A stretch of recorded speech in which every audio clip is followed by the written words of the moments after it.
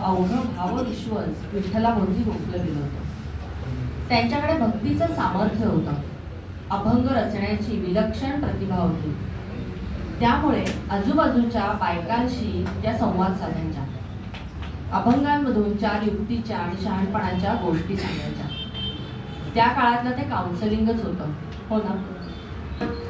त्यामुळे विस्कटलेले मोडलेले कितीतरी संसार त्यांनी उभे केले होते. कित्येक घरातली भांडणं मिटली होती.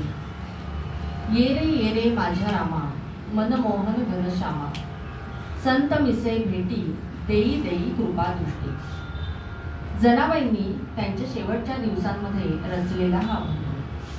नामदेव महाराज भागवत धर्म प्रसारासाठी त्यावेळेला पंजाबमध्ये गेलेले असताना प्रचाराची सगळी आघाडी इकडे जनाबाई सांभाळत होत्या.